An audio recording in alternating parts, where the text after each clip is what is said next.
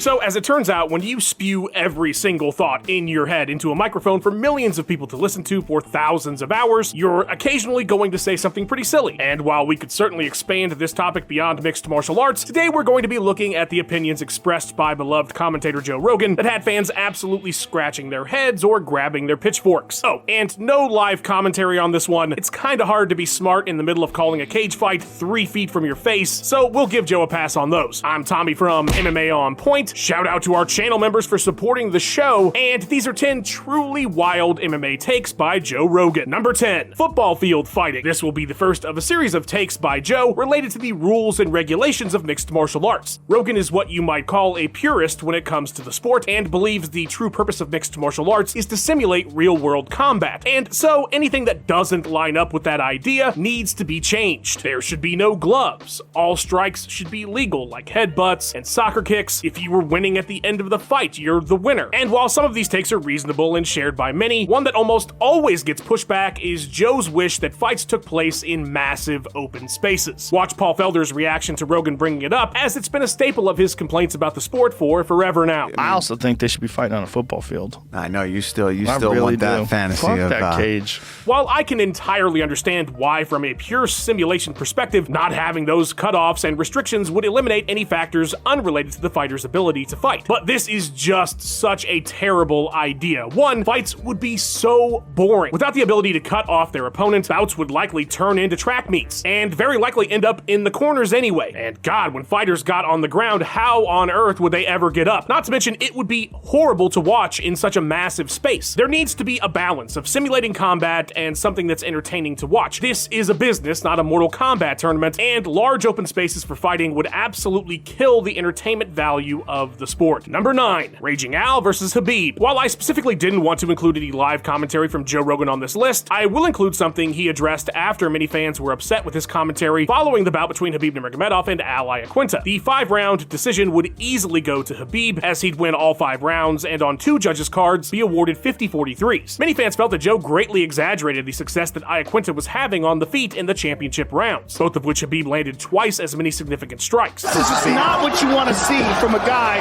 who's the most threatening lightweight in the world. When backlash is large enough, Joe tends to address it in some way, shape, or form, and did so via an Instagram post a few days after the fight. Joe started by praising Khabib's dominance, but would go on to say, "When I'm commentating on someone that dominant, I am constantly looking for cracks in their armor, and on Saturday night, we saw the first of those cracks exposed by an incredibly game Al Iaquinta." Joe also felt the fight going to a decision was an upset in and of itself, and believed better fighters would exploit these weaknesses in Nurmagomedov's game potentially. Fans thought the statement was absurd in the moment, and it's aged even more poorly with time, as Khabib would defeat those better fighters soundly during his reign. Number 8, Restart Gate. Okay, I know this horse has been beaten so many times at this point that generations of its lineage aren't getting up, but I really found Joe Rogan's take on the Poatan Hill KO controversy to be exceptionally odd, especially considering that as he's giving it, he's watching the video of the finish over and over with guest Max Holloway. We're doing it in slow motion, right? Let's do it in real speed. Joe's thesis is that Pereira, after time is called, takes several steps to close the distance unfairly before the reset. The problem with that is he's moving as the timeout is called, but after that does not. In fact, he steps back with his back foot. Joe was also confused about who gets to reset the fight, but it's always the fighter's choice when to continue after a foul. This just happened to play out pretty fast. And like Hill, Joe argued that Jamal was confused and not ready, even saying that he was cut off by referee Herb Dean. But as we and many have pointed out as well, the dude throws the first strike after the reset. Max Holloway didn't seem too hot on the theory either. I don't know, bro. If they weren't watching the video while discussing this, I could excuse Joe for maybe having a bad memory, but it's right in front of your face the whole time. Number 7, bring TRT back. Something fishy happened here. While searching for the wildest of Joe's takes, I came across this incredible quote in several different MMA outlet articles. Naturally, I wanted to hear it straight from the horse's mouth, so I looked up the episode in question, JRE 2040 with best buddy Eddie Bravo. But to my dismay, this lengthy quote wasn't anywhere to be found on any version of it that is available. I don't want to be a conspiracy theorist, but I'm thinking that somebody for some reason or another didn't want this particular take to stay in the public record. In 2014, the UFC had a major crisis on its hands with the TRT exemption policy. Older fighters extended their shelf life considerably with the allowed testosterone boost. Notably, Vitor Belfort started wrecking 185. As a result, there was a sport-wide ban implemented. In 2023, Rogan pushed back on the idea of it being a problem. In a broader discussion of USADA, Rogan said, quote, "I do too think fighters should be able to take testosterone. With testosterone, you can take a guy who's an older athlete, who has an older mind, who thinks like a veteran, like they really understand the game, because a lot of those guys, by the time they get to that certain age, they think real well. They understand the game better. They're more mature, but their body just doesn't work the same anymore. A lot of people have it in their heads that it's cheating, right? Oh, you're doing steroids, you're cheating. But if you're intelligent about it, and if you do it with a good doctor, and you get your blood work done, and you don't abuse it, it's very good for you." So Joe basically wants old men to dominate the sport. The problem with this, besides artificially extending the life of older talent over up-and-coming talent, is that it's not just as simple as old fighters get TRT and they're like normal again. I don't have the time to get into this fully, but Derek from More Plates, More Dates has explained many times that there's a massive advantage in training with artificially elevated, consistent testosterone versus the normal ups and downs you would experience. So it kinda is cheating, even if you never get beyond normal levels. And you know, Joe, old people getting old is just part of sports and life, man. And a lot of people like,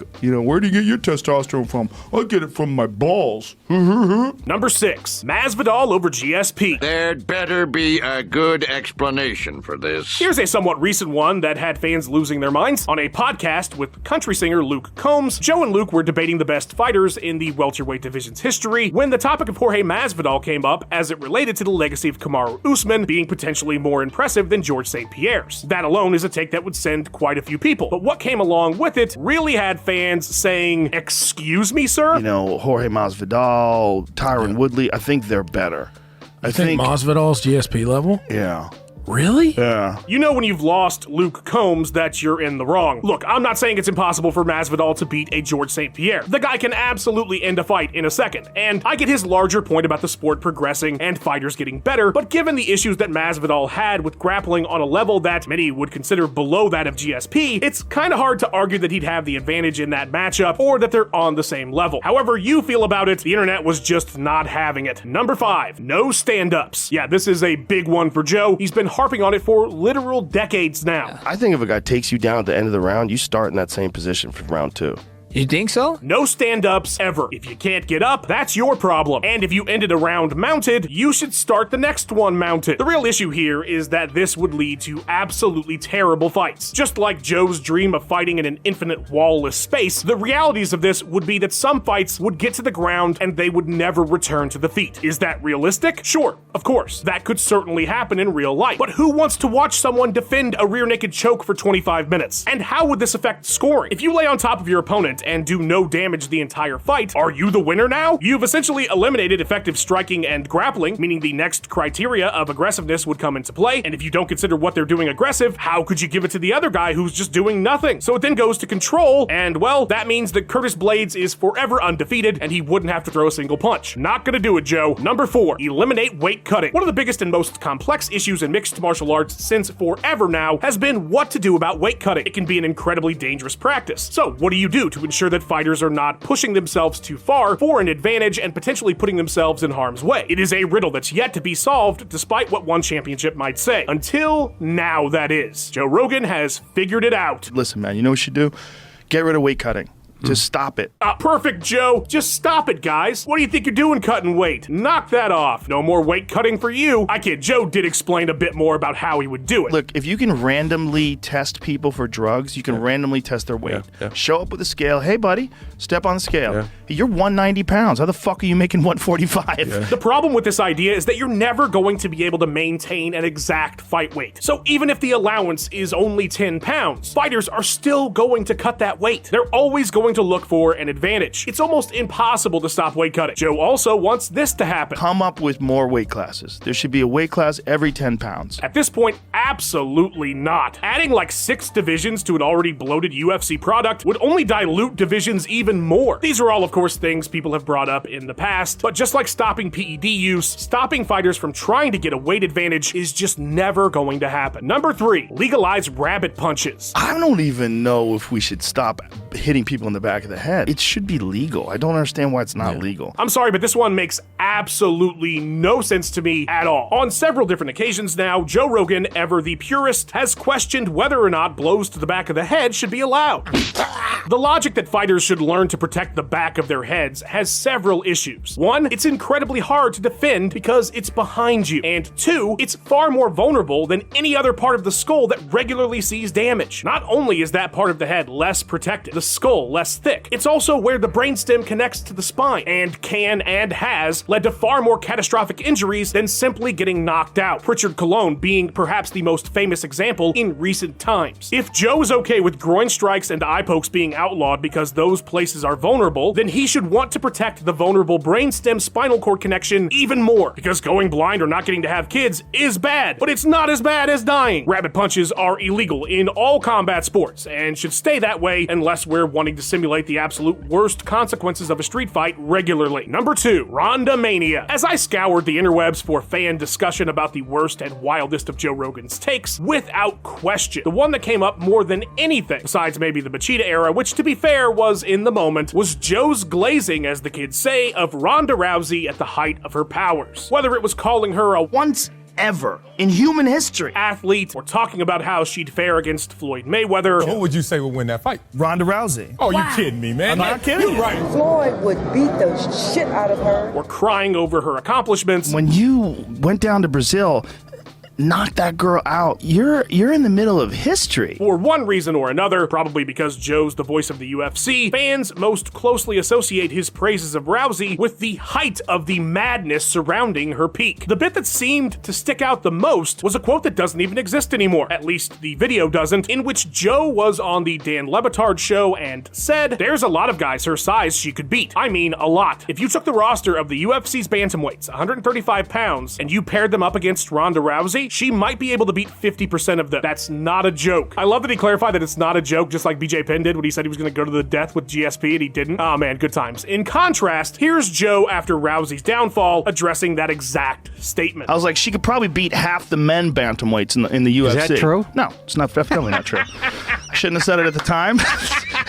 While many fans hold this up as Joe's biggest blunder, I disagree. The hype was pretty wild at the time, and it was hard not to get somewhat caught up. It's still absolutely worthy of second place, but to me, nothing is worse than number 1, Poatan over Cejudo. Full disclosure, I have never partaken in the marijuana, narc, so I truly do not know the effects firsthand. But this feels like the most stoner moment from Joe on this entire list. Like maybe he was just so baked that it didn't occur to him what he was saying. And to be fair, he was with Sean O'Malley, so I'm guessing everybody was pretty well gone an hour into this thing. Anyway, the hilarity happened after Sugar debated with himself whether Poatan or Henry Cejudo was the greatest combat sports athlete, very quickly coming to a reasonable answer before Joe just gave an incredibly bizarre take. It's hard to put him above Henry when he's won the Olympic he won the gold. gold medal in the Olympics. And two-time However, world champ. Pereira, when he's fighting in glory, he's fighting elite professionals.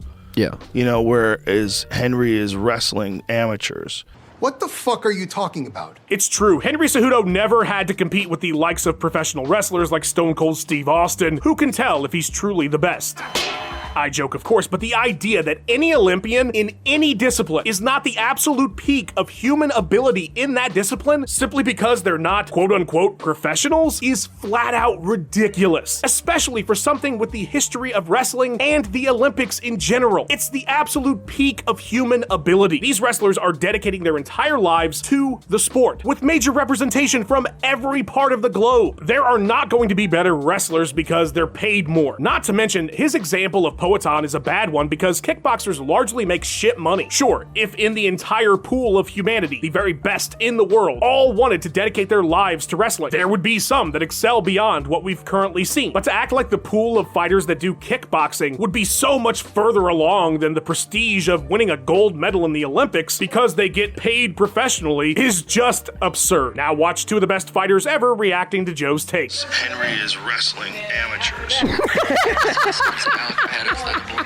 Oh man, good times. Big ol' shout out to the editor of this video, Max Randall. Guy is incredible at what he does. Please follow him on all his socials and go check out his awesome YouTube channel. A massive thank you to our channel members. Fight fans, it's all one tier now. Join up today, get videos early, watch our live writers meetings. It's good times. Like and subscribe or Joe Rogan will kickbox you in an infinite plane. Leave some comments about which of these takes are the best and the worst. And thank you so much for watching. I'm out of here.